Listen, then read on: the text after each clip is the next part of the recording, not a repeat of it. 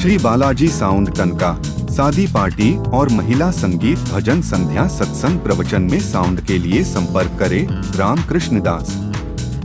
के पायल खुल जाते तो ठाकुर जी स्वयं झुककर अपने हाथों से उसे पायल पहनाते। किसी की चोटी खुल जाती है तो उसकी चोटी बनाते। कोई थक जाती है तो उसे अपने हाथों में उठा करके नृत्य करते। तब गोपियों को अभिमान आ जाता है कि हम सुंदर हैं, इसीलिए कृष्ण हमसे प्रेम करते हैं। भगवान को सब पसंद है लेकिन अभिमान नहीं। ठाकुर जी उसी समय अंतर्ध्यान हो जाते हैं। वे गोपियां अब ठाकुर जी को पुकारती हैं, कृष्ण कृष्ण तुम लौट आओ। किसी प्रकार का अब कोई अभिमान हम नहीं करेंगे। हमसे भूल हो गई, हे कृष्ण तुम लौट आओ। जब वे कृष्ण भगवान को बुलाती हैं तो ठाकुर जी आ जाते हैं। पर जितनी गोपियां थी उतने रूप लेकर पहले प्रभु ने रास किया था, अब महारास कर रहे हैं। बोलिए रास बिहारी लाल की। ठाकुर जी अब महारास करते हैं और उस रास में जब पार्वती माता जाने को तैयार होती है तो भोले बाबा पूछते हैं कि आप कहां जा रहे हैं। माता पार्वती कहती है कि मैं रास में जा रही हूं। अब बाबा कहने लगे कि मुझे भी अपने साथ ले जाओ। बाबा हठ करते हैं कि मैं भी रास में चलना चाहता हूं, लेकिन माता पार्वती कहती है कि रास में केवल एक पुरुष है, वो है ठाकुर जी। अब उनके अलावा और किसी पुरुष को अंदर एंट्री नहीं, उनका प्रवेश नहीं हो सकता। तब बाबा कहते हैं कि मैं अपना स्वरूप एक गोपी के रूप में कर लूंगा। अरे एक लहरीदार चुनरिया और माथे पे डाल के भोला बन गए जनाना घूमटा सवाल के। भोला बन गए जनाना घूमटा सवाल के। एक लहरीदार चुनरिया, एक लहरीदार चुनर माथे पे डाल के भोला बन गए जनाना घूमटा निकाल के। भोला बन गए जनाना भगता डाल के।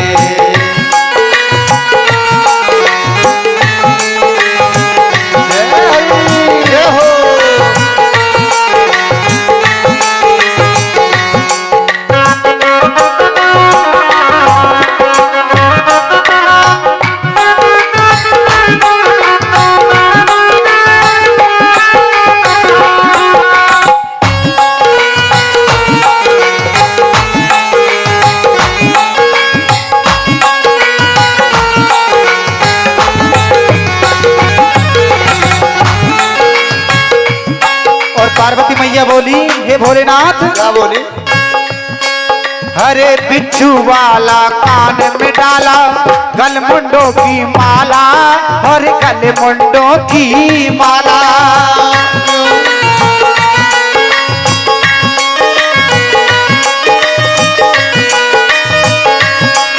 अरे कमर कर देना कस के बांधा, कमर कर देना कस के बांधा। नाग वो काला काला हो काला और इस सरपों को रखोगे भोले सरपों को रखोगे भोले कहाँ तुम संभाल के। भोला बन गए जनाना घुमटा संभाल के। भोला बन गए जनाना घुमटा संभाल के। भोला बन गए जनाना घुमटा संभाल के।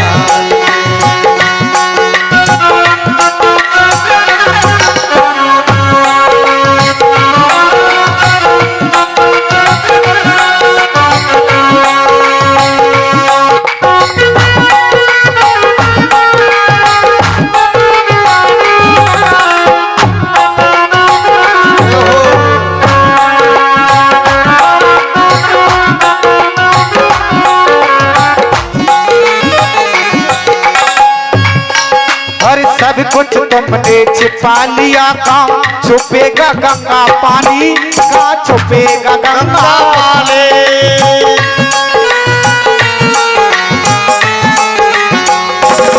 वो सब कुछ तुमने छुपा लिया कहाँ छुपेगा गंगा पानी। कहाँ छुपेगा गंगा पानी। अरे छुपा सकोगे तुम प्रियतमना छुपा सकोगे तुम प्रियतमना। ये मर्दानी वाणी हुआने पकड़े न जाओ स्वामी पकड़े न जाओ स्वामी। मर्दानी चाल से भोला बन गए जनाना घुमटा निकाल के। भोला बन गए जनाना घुमटा निकाल के। भोला बन गए जनाना घुमटा निकाल के।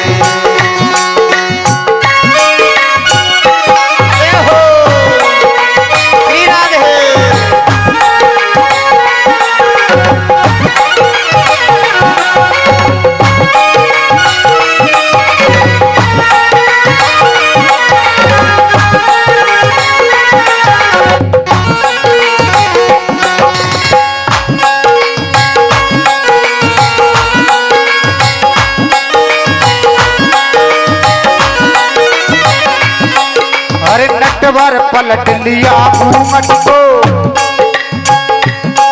हर नटवर पलट लिया घूंघट को। तब भोले मुस्काए तब भोले मुस्काए।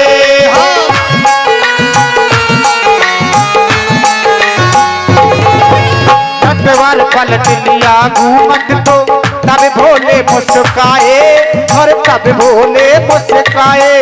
और यहीं से शिव शंकर भोले यहीं से शिव शंकर भोले थे। गोपेश्वर कहलाए कहलाए मथुरा में पूजते भोले। मथुरा में पूजते भोले गोपेश्वर नाम से। भोले बन गए जनाना घुमटा निकाल के। भोले बन गए जनाना घुमटा निकाल के। भोला बन गए जनाना घुमटा निकाल के। भोला बन गए जनाना घुमटा निकाल के। एक लहरीदार चुनर एक लहरीदार चुनर माथे पे डाल के। भोला बन गए घुमटा संभाल के। भोला बन गए जनाना घुमटा संभाल के। भोला बन गए जनाना घुमटा संभाल के। भोला बन गए जनाना घुमटा संभाल के। भोला बन गए जनाना घुमटा संभाल।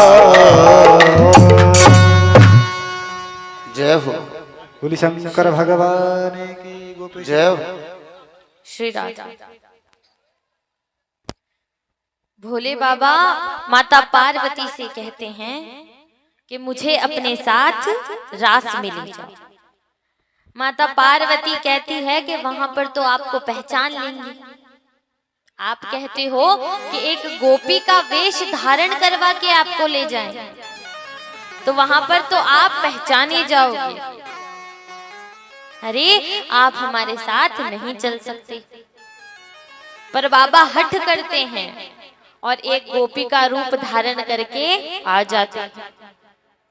अब कृष्ण भगवान हर एक गोपी के साथ एक रूप था। और वे सभी के साथ जब रास करते हैं तो ठाकुर जी की दृष्टि पड़ती है कि दूर एक और गोपी खड़ी है।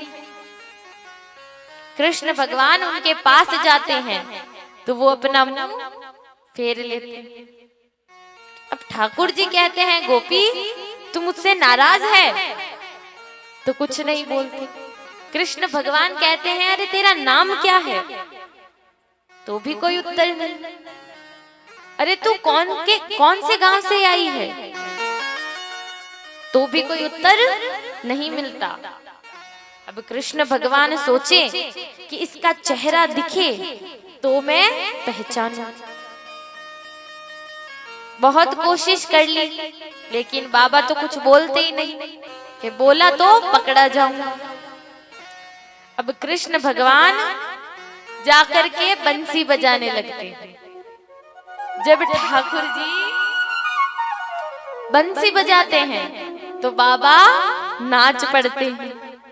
जब नाचते हैं तो जो नाग थे वो नीचे गिर जाते हैं। और नाग कौन रखता है? भोले बाबा। अब ठाकुर जी जान जाते हैं कि ये तो बाबा। रास में प्रवेश हर किसी को नहीं मिलता। देखो बाबा भी एक सखी का रूप लेकर आए हैं, गोपी का रूप लेकर आए हैं, क्योंकि पुरुष केवल एक है प्रभु, बाकी हम सब तो नारियां हैं। हम सब कौन है? ठाकुर जी की गोपियां। तो इस रास की कथा में पुरुष भाव से नहीं जा, क्योंकि पुरुष को अभिमान का रूप माना जाता है और अभिमान प्रभु को नहीं अच्छा लगता। श्री राम। तो रास की कथा श्री राधे श्री राधे। अब यहाँ रास में महारास होता है। अभी आप सबने रास भी किया। देखो बड़े भाग्य हैं कि एक तो भागवत जी की कथा, उसमें रास की कथा में आप सभी हैं। हरि रास रचो है, रास रचो है, यमुना किनारे भैया रास रचो है।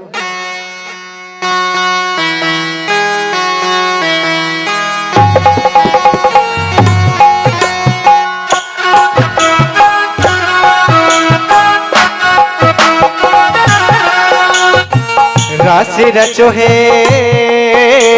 रास रचो है, यमुना किनारे भैया रास रचो है।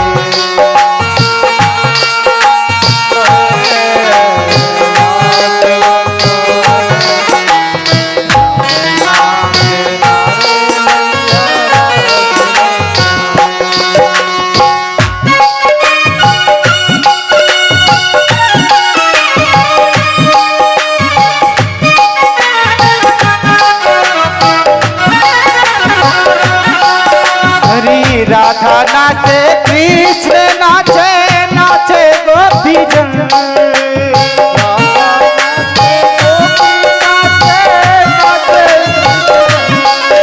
ओ राधा नाचे, कृष्ण नाचे, नाचे गोपी जन। राधा नाचे, कृष्ण नाचे, नाचे गोपी जन। देखिए ये भी रास हो रहा है, आपके सामने पोस्टर लग रहा है। हरे राधा नाचे, कृष्ण नाचे, नाचे गोपी जन। राधा नाचे, नाचे, नाचे कृष्ण जन। हर मन में रो बन गयो सखी रे पावन वृंदावन। मन में रो बन गयो, ओ मन में रो बन गयो सखी रे पावन वृंदावन।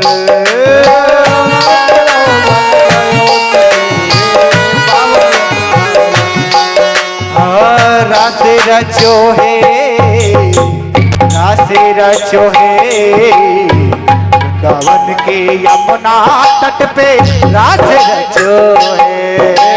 रास रचो है, रास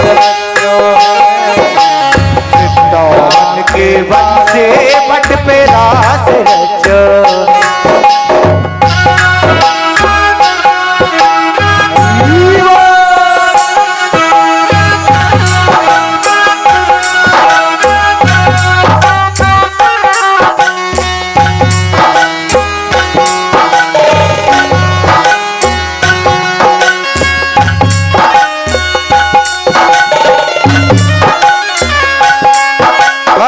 सूरज नाचे चंदा नाचे नाचे तारागण।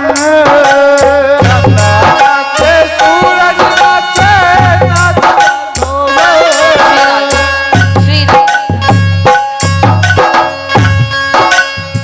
श्री राधा। जो माताएं रास में नाच रही हैं उनके तो बड़े भाग्य हैं, पर जो नीचे बैठी है वो कम से कम तालियों की तो सेवा दे ही सकते हैं। आप पीछे बैठे सब बाबा लोग, तालियों की सेवा तो दीजिए। हरी सूरज नाचे चंदा नाचे नाचे तारागण। नाचे सूरज नाचे नाचे मन में रो बन गयो सवेरे पावन वृंदावन। मन में रो बन गयो ओ मन में रो बन गयो सवेरे पावन वृंदावन।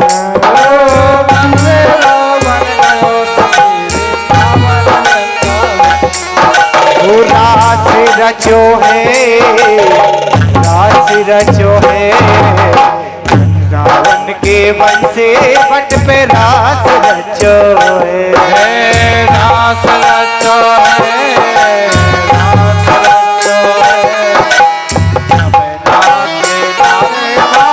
रास रचो है। गंगा नाचे यमुना नाचे नाचे तारा।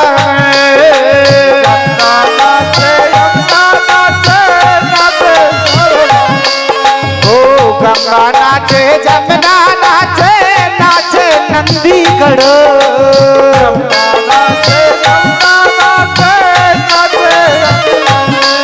ओ मनो मेरो बन गयो सखीर पावन वृंदावन। मनो मेरो बन गयो सखीर पावन वृंदावन। रास रचो है रास रचो है यमुना किनारे देखो रास रचो है। रास रचो है रास रचो है यमुना किनारे देखो रास रचो है।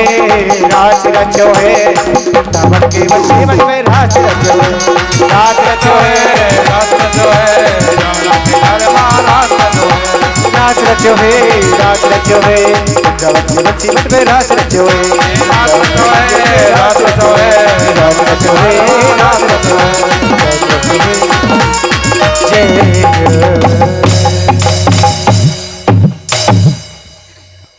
बोले वृंदावन में हरिलाल की जय हो।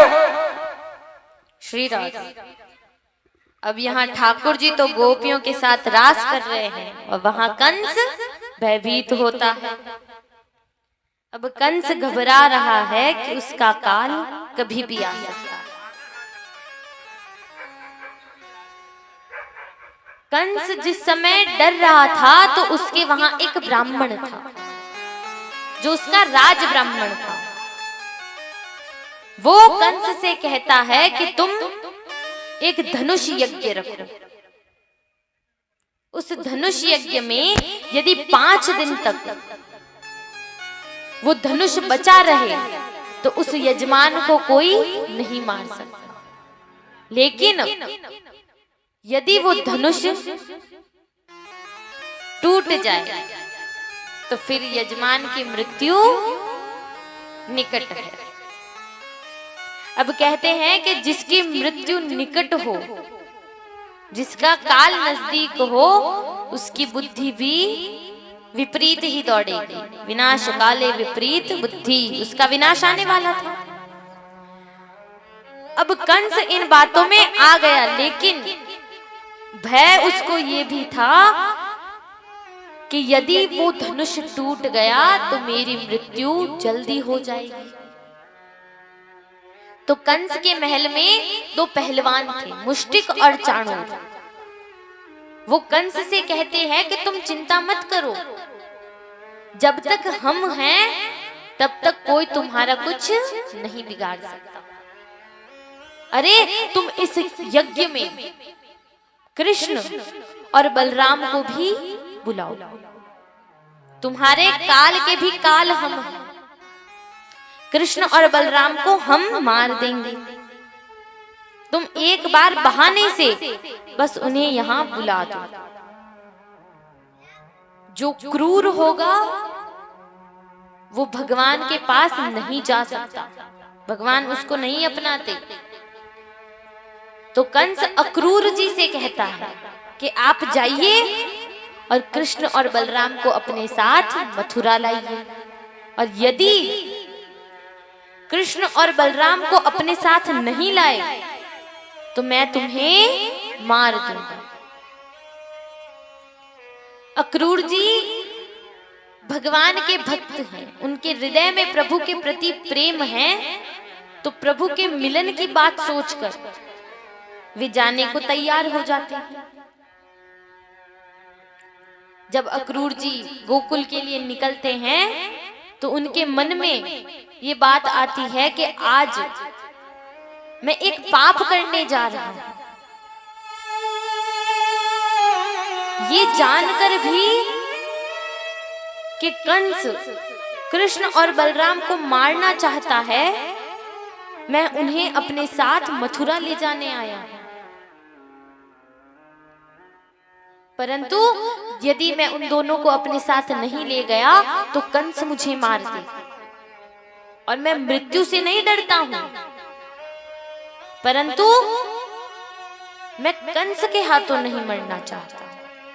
यदि ये बात कृष्ण को पता चलेगी और वे मुझे दंड भी देंगे और उनके हाथों से यदि मैं मारा जाऊं तो मेरा उद्धार होगा, लेकिन कंस के हाथों से मैं नहीं मरना चाहता।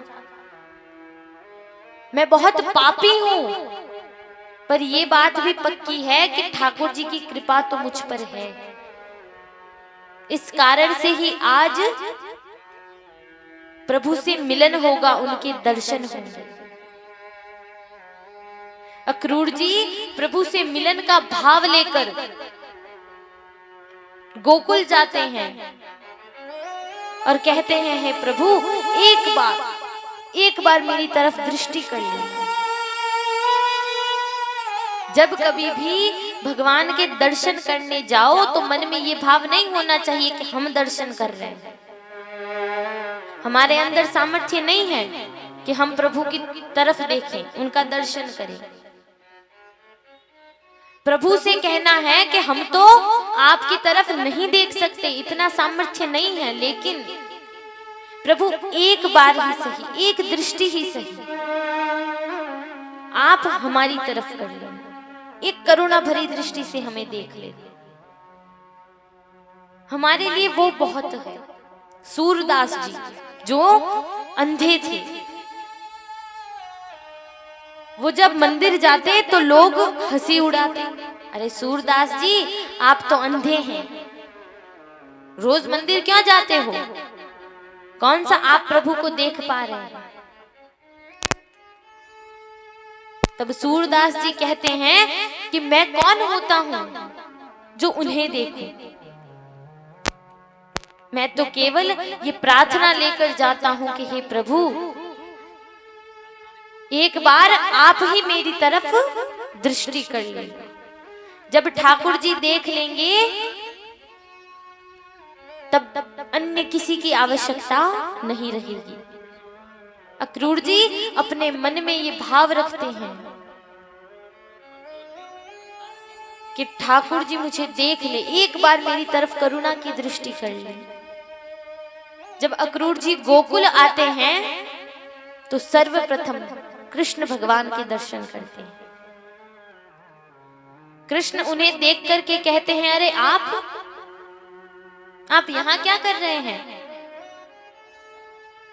अक्रूर जी कहते हैं कि मैं नंद बाबा से मिलने आया हूं, कुछ काम था, कहने लगे ठीक है, चलिए मैं आपको बाबा से मिलाता हूं।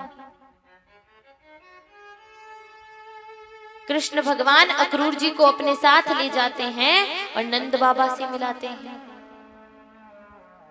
अक्रूर जी नंद बाबा से कहते हैं कि नंद जी,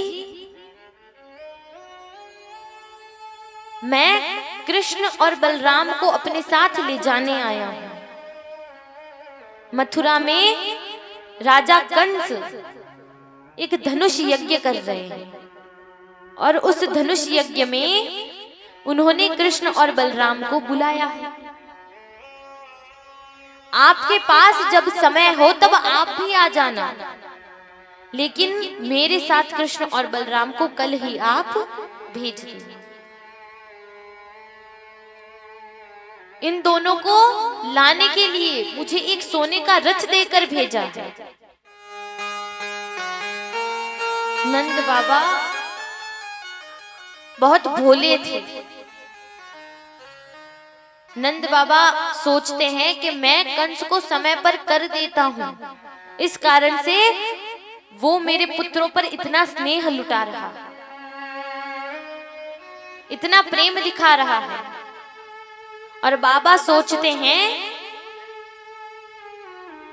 कि वैसे भी मैं खुद चाहता था कि कृष्ण को मथुरा दिखाऊं, अब ऐसे तो मैं ले जा नहीं पाया, तो इस धनुष यज्ञ के बहाने से ही सही।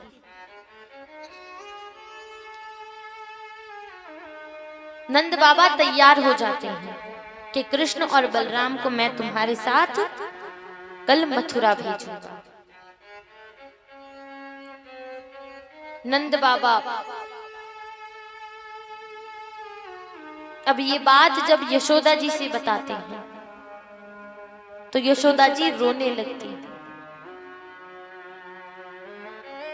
मैं अपने कृष्ण को कहीं नहीं भेजूंगी।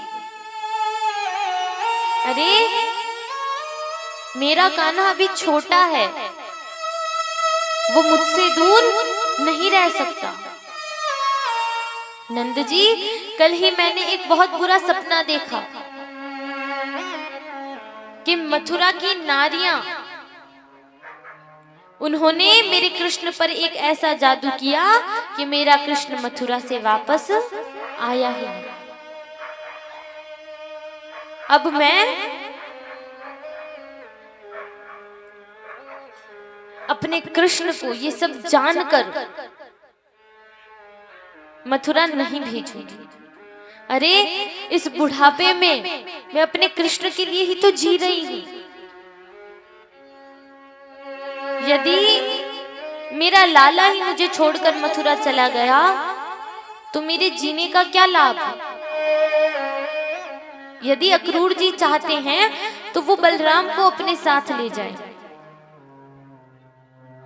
यदि आप जाना चाहते हैं तो आप भी साथ चले जाएं, पर मेरा लाला मुझसे दूर नहीं जाएगा।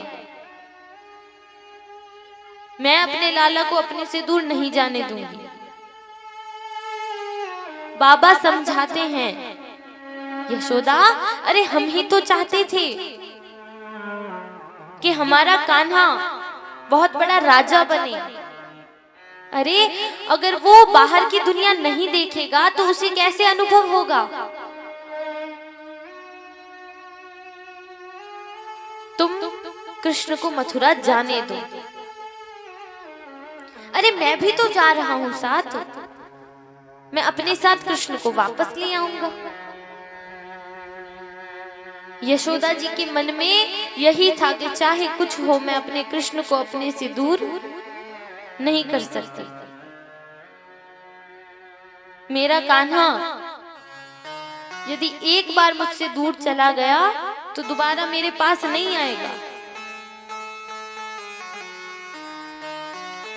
उस पूरी रात यशोदा जी अपने कमरे से बाहर आकर आंगन में बैठकर सिसकियां भरने लगती हैं, रोने लगती हैं, अपने मुंह पर हाथ रख देती है ताकि आवाज बाहर न जाए और लाला को पता न चले।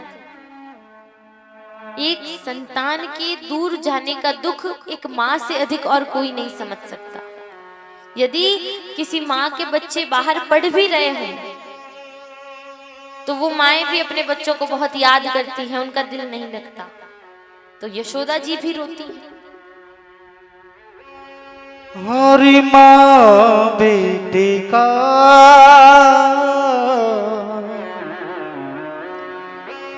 इस जग में बड़ा ही निर्मल नाता,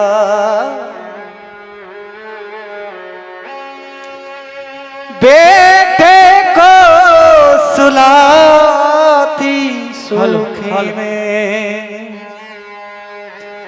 लेकिन खुद गीले में सोते हो।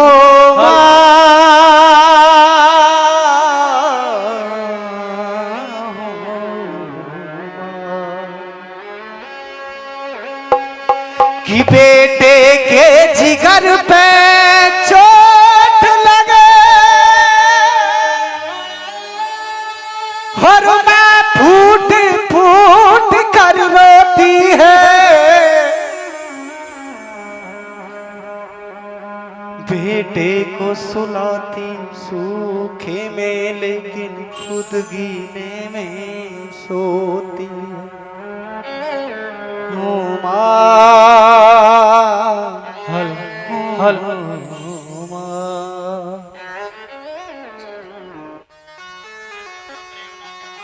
श्री राम। यशोदा जी आज बहुत रो रही। सुबह मेरा लाला मुझसे दूर चला जाएगा, न जाने फिर मैं कब उसे देखूंगी।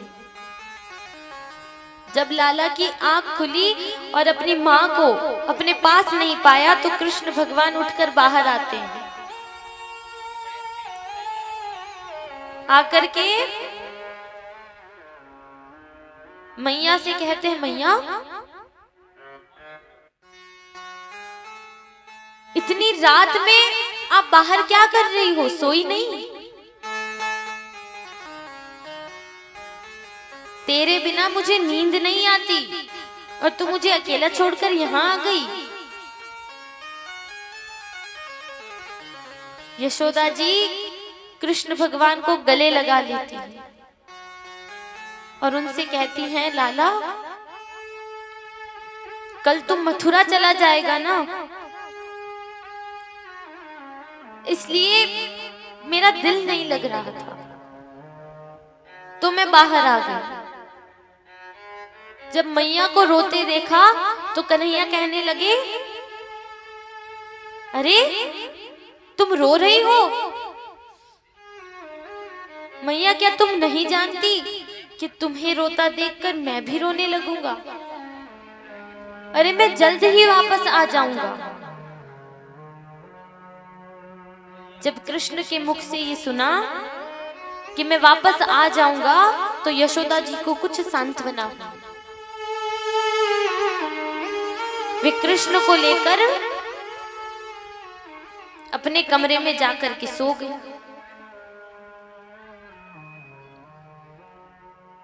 अब सुबह जब उनकी नींद खुलती है, उठती है, तब यशोदा जी तो मानो पूरी रात नहीं सोई।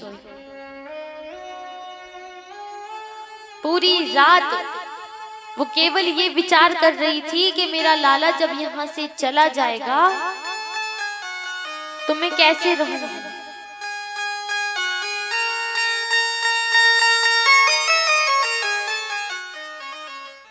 मैया ठाकुर जी को नहलाती है, उन्हें वस्त्र पहनाकर अब अपने हाथों से श्रृंगार करती है। बड़े प्रेम से धीरे धीरे श्रृंगार करती है ताकि कुछ समय मेरा कान्हा मेरे पास रहे, थोड़ी और देर मेरा कान्हा मेरे पास रहे। ये बात जब गोपियों को पता चलती है तो वे गोपियां अक्रूर जी से लड़ने आ जाती हैं। अरे अक्रूर जी, तुम्हारा नाम अक्रूर किसने रखा है? अरे तुम तो क्रूर हो, हमारे कान्हा को हमसे दूर कर रहे हो। अरे यदि ले जाना है तो तुम हमारे बालकों को भी ले जाओ, बलराम को भी ले जाओ, सबको ले जाओ पर कान्हा को यहाँ छोड़ दो। यदि हमारा कान्हा यहाँ से चला गया तो ये गोकुल उजड़ जाएगा, अनाथ हो जाएगा। हम सभी केवल कान्हा के लिए ही तो जी रहे हैं। हमारे कृष्ण के अतिरिक्त हमारा और कोई नहीं है। जब वे गोपियां अक्रूर जी से लड़ती हैं तो ठाकुर जी दौड़कर बाहर आ जाते। वे जानते थे कि गोपियां मुझसे बहुत प्रेम करती हैं, वो मुझे ऐसे ही जाने नहीं देगी। और उन्हें पता था कि अब उन्हें मेरे जाने की बात पता चली है तो वे लड़ रही होंगी। कृष्ण जब भागकर बाहर आते हैं तो उनकी दृष्टि पड़ती है कि एक छोटी सी कन्या एक सादे से श्रृंगार में खड़ी होकर अचेत अवस्था में है। वो अचेत अवस्था में खड़ी कन्या राधा रानी थी। राधा रानी अब कुछ बोलती नहीं है, वो केवल खड़ी है। मेरा कृष्ण, मेरे कान्हा। जब कृष्ण भगवान राधा जी को ऐसे देखते हैं तो वे उनके पास जाते हैं, जाके उनके कानों में कहते हैं, राधे यदि आप ऐसे रोएंगी तो मैं कैसे जाऊंगा? मुझे यहाँ से जाना जरूरी है। अरे यदि मैं यहाँ से नहीं जाऊंगा तो वो कंस जो पाप कर रहा है उनको कौन रोकेगा? इस संसार को गीता का ज्ञान कैसे मिलेगा? मुझे जाना है। पर आप भी ये जानती हैं कि आपको रोता हुआ मैं नहीं देख सकता। राधा जी कहने लगी, कृष्ण आज से पहले कभी तुमसे बिछड़ने का कोई प्रसंग नहीं आया था, इसलिए आज जब तुम मुझसे दूर जा रहे हो तो मुझसे सहा नहीं जा रहा।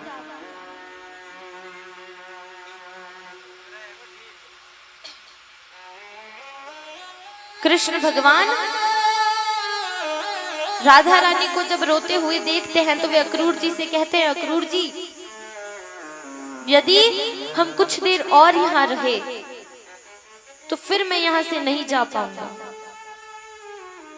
अरे मैं इतना निर्दयी नहीं हूं कि अपनी गोपियों को, अपनी राधा को, अपनी मैया को ऐसे रोते हुए छोड़ दूं। मैं उन्हें ऐसे रोते हुए नहीं छोड़ पाऊंगा। यदि जाना है तो आप अभी चलिए।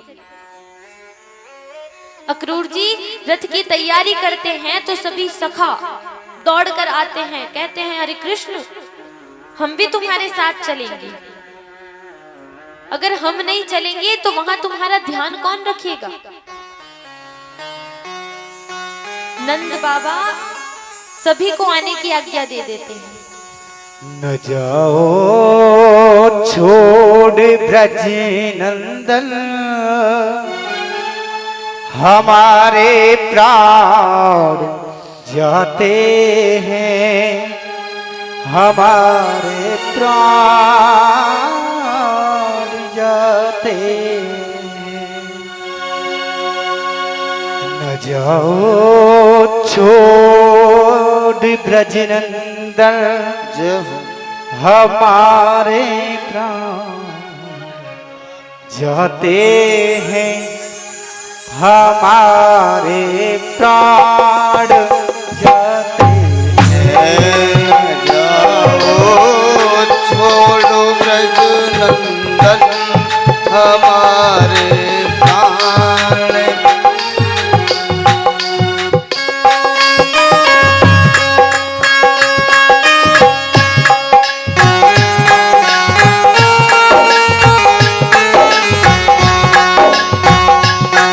तड़पते गाए और बछड़े नहीं चरने जाते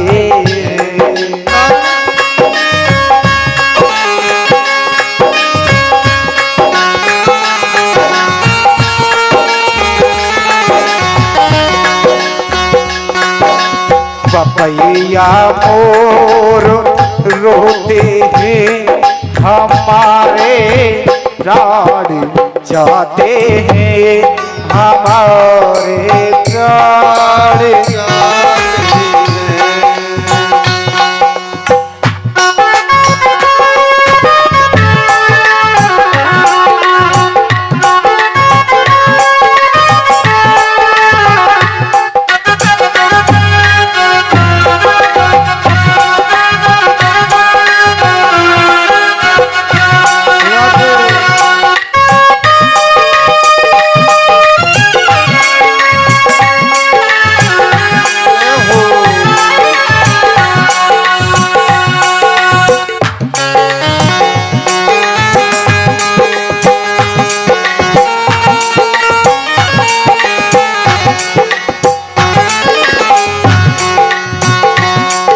खिलाए हम किसी को माखन तुम्हें पहरेज जाते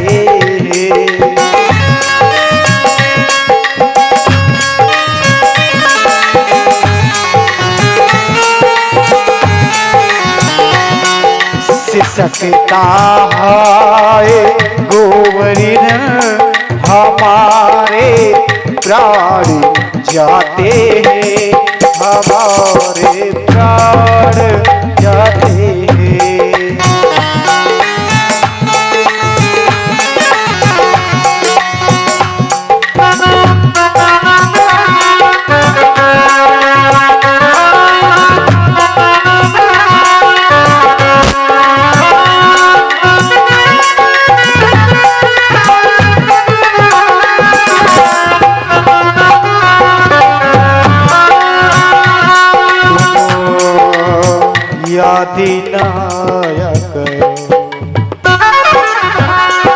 यदि आने से पहले काना बताया करो तो याद ना आया करो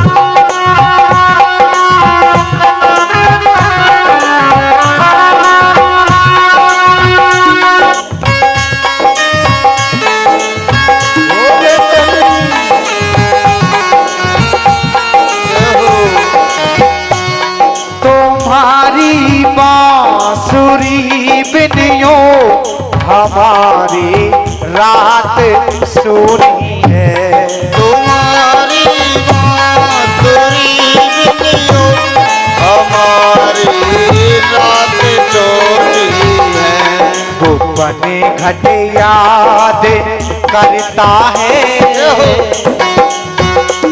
कन्हैया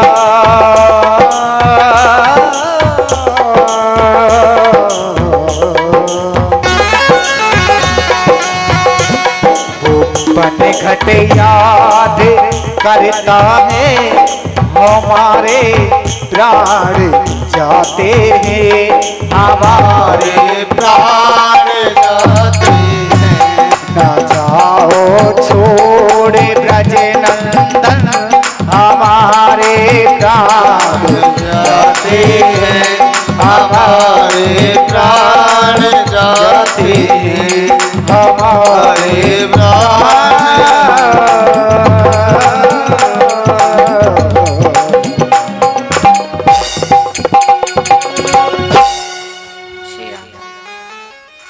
श्री राधा कृष्ण भगवान अक्रूर जी से कहते हैं यदि कुछ समय और रुके तो मैं नहीं चल पाऊंगा। आप ले जाना चाहते हैं तो अभी चलिए। जब सभी सखाओं के साथ ठाकुर जी रथ पर बैठते हैं और जाने लगते हैं तो पीछे से यशोदा मैया दौड़ कर आती है। कान्हा, मैया की आवाज सुनकर ठाकुर जी वहीं उतर जाते हैं, मैया के गले लगते हैं। यशोदा जी अपने साथ माखन इत्यादि बांध करके लाई थी कि मेरे लाला को खिला दे। मेरा कान्हा अभी छोटा है,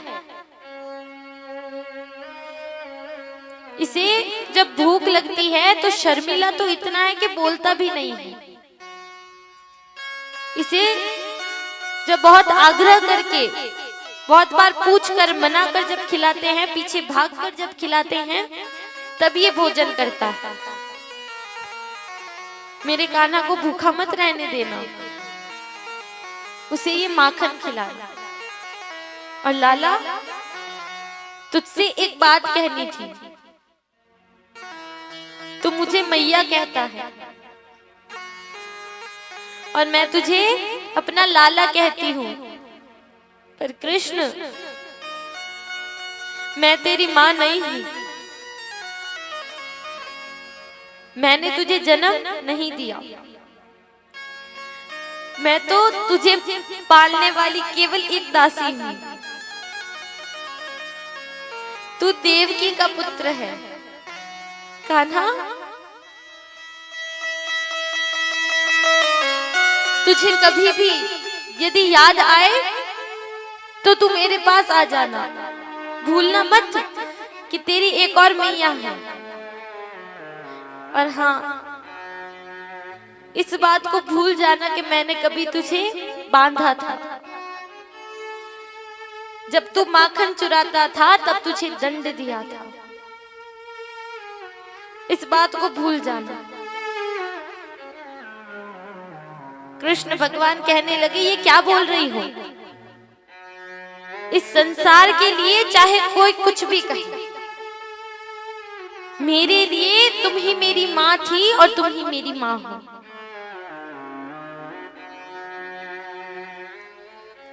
और तुम कहती हो कि मैं भूल जाऊं कि तुमने मुझे बांधा था। अरे मैया, मैं सब भूल सकता हूँ, लेकिन तुम्हारे बंधन कैसे भूलूं? मैं तुम्हारे बंधन नहीं भूल सकता। यशोदा जी ठाकुर जी को अपने हृदय से लगा लेती हैं। कृष्ण भगवान अब अक्रूर जी से कहते हैं कि अब रथ मत रोकना। रथ पर आरूढ़ होकर अब वे मथुरा की तरफ चलते हैं। ठाकुर जी बीच में रथ रुकवाकर यमुना जी में स्नान करते हैं, जिससे जो नारायण स्वरूप था वो मथुरा चला जाता है और जो कृष्ण स्वरूप था वो गोकुल आ जाता है। कृष्ण भगवान अपने सखाओं के साथ अब मथुरा आए। मथुरा में आते ही एक धोबी था। उस धोबी के पास बड़े सुंदर वस्त्र थे। तो सभी सखा कृष्ण से कहते हैं कि कृष्ण, एक बार जरा ये वस्त्र हम भी पहनकर देखें। तब कृष्ण ने उस धोबी से कहा कि इन वस्त्रों को हमें दिखाना। तो वो धोबी कहता है कि ये वस्त्र तुम्हारे बाप दादाओं ने भी कभी देखे हैं? अरे, ये वस्त्र मैं तुम्हें नहीं दूंगा।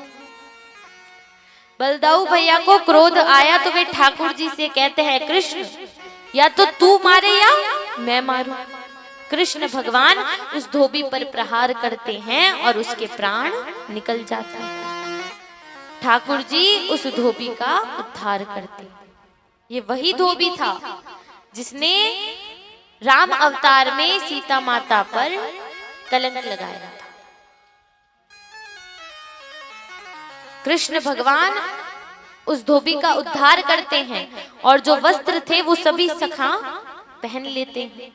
जिसने जो वस्त्र चुना वो उसके आ जाता। अब ठाकुर जी कुछ दूर और आगे जाते हैं तो एक कुब्जा था। उस कुब्जा के पास चंदन था। तो कुब्जा उस चंदन की सेवा ठाकुर जी की करती है। तो कृष्ण भगवान उस कुरूप कुब्जा पर कृपा करते हैं और उसको सुंदर नारी बना देते हैं। अब कृष्ण अपने सखाओं के साथ जब महल में प्रवेश करते हैं तो महल में कुवलयापीड़ नाम का एक हाथी था जिसे कंस ने शराब पिलाई थी और ठाकुर जी को मारने के लिए भेजा था। कृष्ण भगवान उस कुवलयापीड़ हाथी का भी उद्धार कर देते।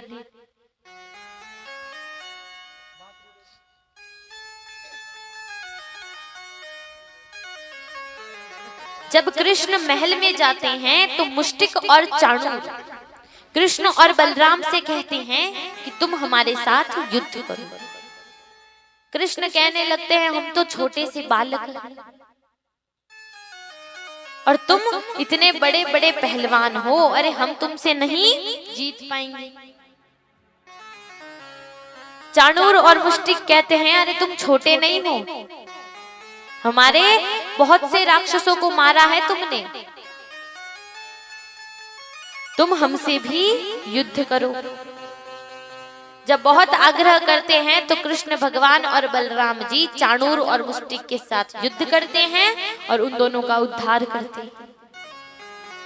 जब चाणूर और मुष्टिक का उद्धार होता है तो कंस घबराने लगता है, क्योंकि कंस ने उन दोनों के बल पर ही कृष्ण को बुलाया था। अब क्योंकि मृत्यु आनी थी तो खुद ही ने मृत्यु को आमंत्रण भेजा। कंस वहां घबराने लगा, ठाकुर जी ने धनुष तोड़ दिया। जैसे ही धनुष टूटा कंस को घबराहट हुई, ठाकुर जी ने कंस के बाल पकड़े और जमीन पर पटक दिया। जमीन पर पटक कर ठाकुर जी कहने लगे, कंस मैं ही हूँ देवकी का 8वां पुत्र कृष्ण और मैं ही तेरा काल हूं। कृष्ण भगवान ने कंस को पकड़ा और पटका, कंस के प्राण पखेरु उड़ गए। बोलिए कृष्ण चंद्र भगवान की जय हो। कृष्ण ने कंस का उद्धार किया तो सभी मथुरा वासियों को बड़ा आनंद हुआ, क्योंकि कंस सभी को बड़ी पीड़ा देता था। कृष्ण भगवान को नगर में घुमाया गया। अब नंद बाबा सोचने लगे मेरा लाला सुबह से भूखा है, तो वे ठाकुर जी को नीचे उतारकर अपने हाथ से भोजन करवाने लगे। अब कृष्ण भगवान से कहते हैं जल्दी भोजन कर, तेरी मैया मुझे कहेगी कि मैंने तुझे भोजन नहीं करवाया, भूखा रखा। तो कृष्ण ने भोजन किया और वासुदेव और देवकी के पास गए। वहां जाकर उन दोनों को कारागृह से निकाला। जिस समय कृष्ण वहां जाते हैं तो वो दोनों बेड़ियों में बंधे थे और उनकी बेड़ियां खोलने के लिए कुछ मिल नहीं रहा था, तो ठाकुर जी अपने दांतों से ही उन बेड़ियों को तोड़ देते हैं। देवकी वासुदेव को मुक्त करने के पश्चात जो मथुरा का राज्य था वे उग्रसेन को सौंप देते। अब कृष्ण भगवान से नंद बाबा कहते हैं कि लाला अब तुम गोकुल चलो। कृष्ण भगवान कहते हैं बाबा मैं आपके साथ नहीं चल सकता। क्यों नहीं चल सकता?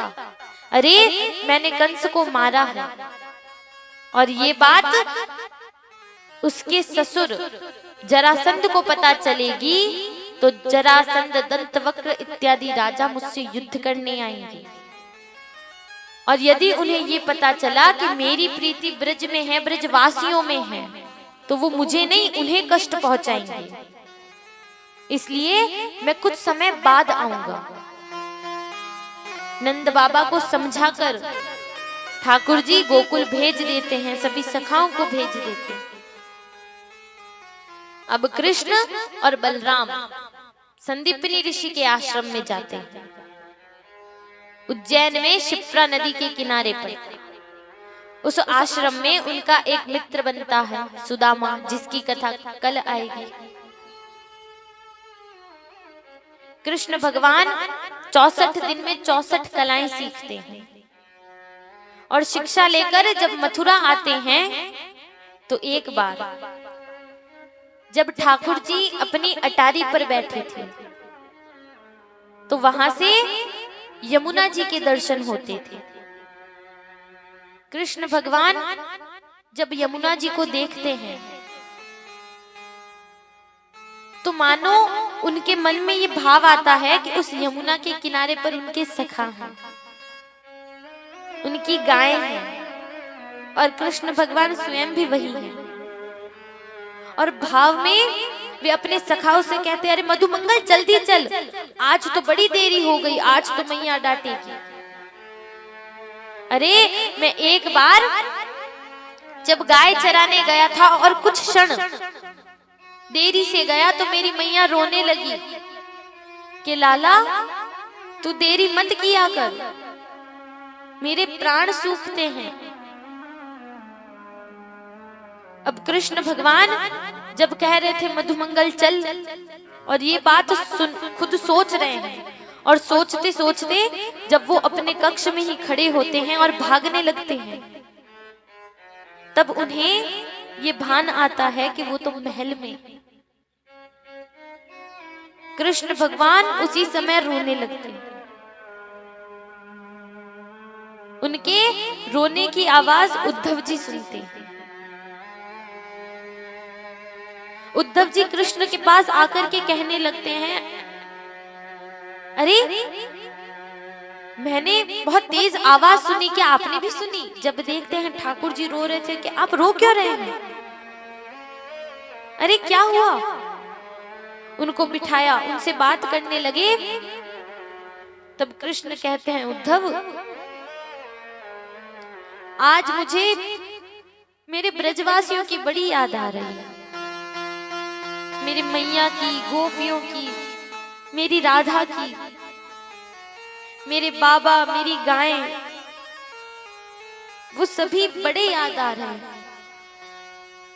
न जाने मेरे बिना कैसे रहते होंगे वो। तुम्हें पता है मेरे बाबा जब कभी भी कहीं बाहर जाते तो वो चरण पादुका नहीं पहनते थे, क्योंकि उन्हें पता था कि उनका कृष्ण आएगा और अपने हाथों से पहनाएगा। उद्धव मैं जानता हूं मेरे बाबा अब नंगे पैर डोलते होंगे। तुम्हें पता है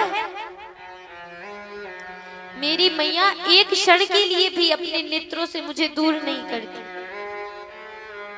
उद्धव आज मुझे यहाँ इतना समय हो गया, मेरी मैया कैसे रहती होगी? जब वो रोती होगी तो उसे कौन संभालता होगा?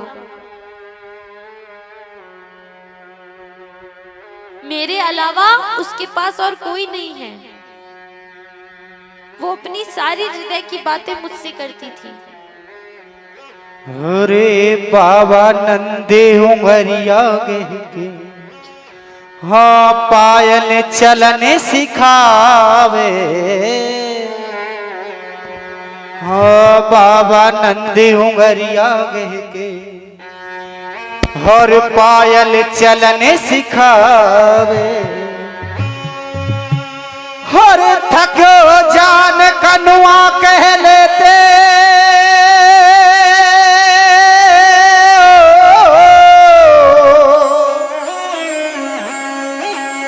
अरे दूर पहुंच भैया ये से लगावे, ये से लगा उधो मैया को सुनैया,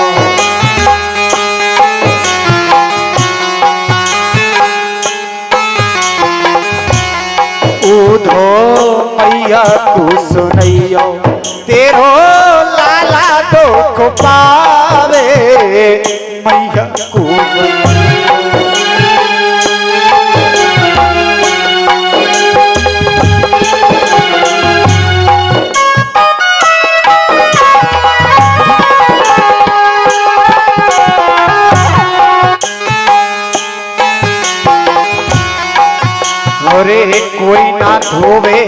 मुखताती जल अचरन पहुँच सवारे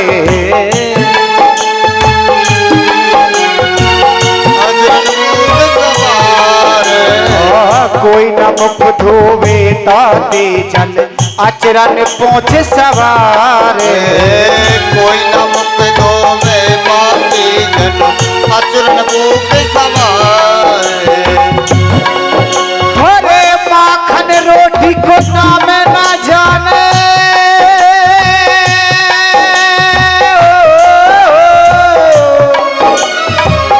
अरे माखन रोटी को नाम न जाने कनुआ कहे बोए ये से लगावे मैया तू सुनियो बोलो मैया तू बतैयो तेरो लाला तो पावे मैया को बतैयो मैया को बतैयो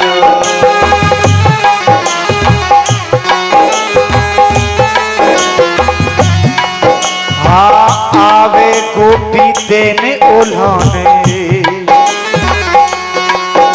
अरे आवे गोपी देने उल्हावे एक चितना लावे आवे गोपी देने उलाने एक चितना लावे आवे गोपी देने उल्हाने एक चितना लावे अरे आवे गोपी देने उलाने एक चितना लावे ओ बोस कूदो या मथुरा में